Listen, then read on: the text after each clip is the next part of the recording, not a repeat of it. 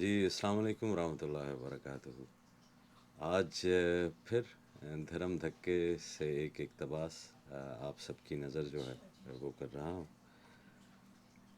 یہ کیونکہ خطوط ہیں ایک دوست کو لکھے ہوئے ایک سفر کے دوران، تو بندہ نواز محترم حسن نواز شاہ صاحب، السلام علیکم۔ امید ہے مزاج گرامی بخیر ہوں گے۔ واشنگٹن میں کچھ روز قیام کے بعد آج نیو یارک کے ایک دور دراز پہاڑی گاؤں نیو لبنان کا قصد کیا۔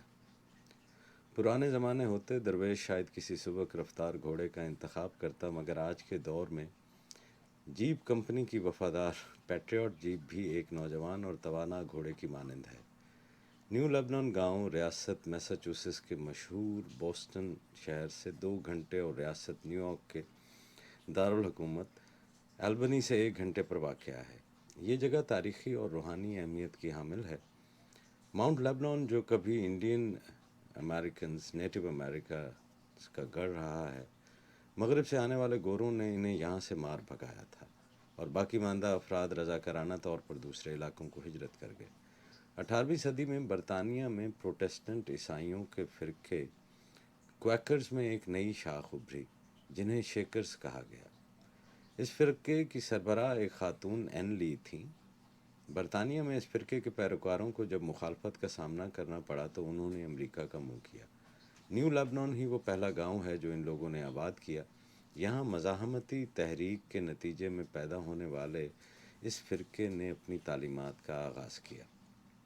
خدا کی تلاش، قرب حق اور روح اللہ کی امان کے لیے اس فرقے میں پادریوں اور کلیسا کی بنائی گئی رسومات پر عمل پیرا ہونا ضروری نہیں تھا۔ اصول یہ وضع کیا گیا کہ ہر انسان انفرادی طور پر اگر اپنی زندگی کو مکمل خدا کے لیے وقف کر دے اور اپنے گناہوں کا اعتراف کرتے ہوئے مسلسل حالت توبہ میں رہے اور رسول قدرت میں مداخلت نہ کرے تو وہ معرفت و ہدایت پا لیتا ہے۔ اس فرقے کے لوگ برہماچاری تھے، یعنی شادی نہیں کرتے تھے، اور تقریباً اہنسا کے قائل تھے۔ اس فرقے نے 18ویں صدی میں امریکہ کے اس علاقے نیو لبنان کو اپنا مسکن بنایا۔ حیرت کی بات یہ دیکھیے کہ انہوں نے امریکہ میں ایسی 19 بستیاں قائم کیں اور جو ریاستیں ان کا مسکن بنی وہ تاج برطانیہ کے زیر انتظام تھیں۔ مذہبی آزادی کی تلاش میں آنے والے ان مسیحیوں کو روایتی عیسائیوں کا سامنا کرنا پڑا اور ان پر مختلف قسم کے ستم ڈھائے گئے۔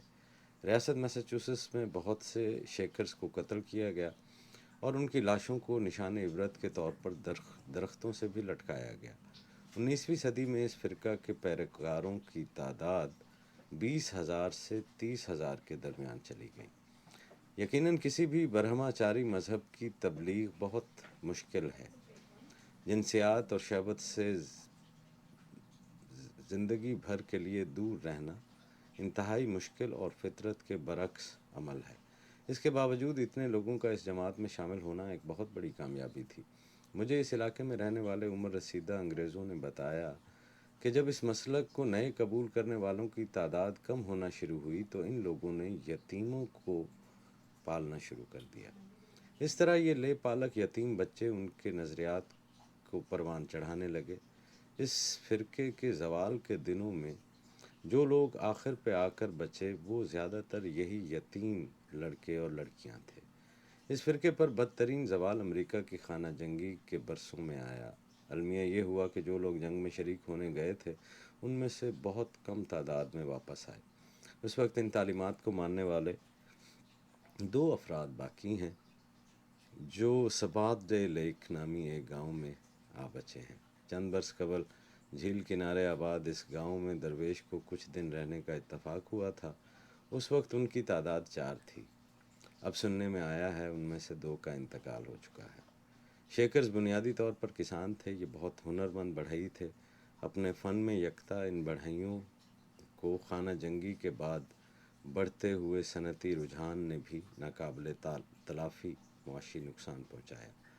یہ نظریہ اب آخری سانسیں لے رہا ہے اور فنا کے بالکل قریب ہے کہ آخری 2 ماننے والے پیروکار ہی زندہ آ بچے ہیں۔ مذکورہ گاؤں نیو لبنان میں اب کوئی شیکرز نہیں رہتا۔ اس گاؤں کی کچھ عمارتوں کو عجائب گھر کا درجہ دے دیا گیا ہے۔ یہاں آج بھی سیاح بڑی تعداد میں آتے ہیں۔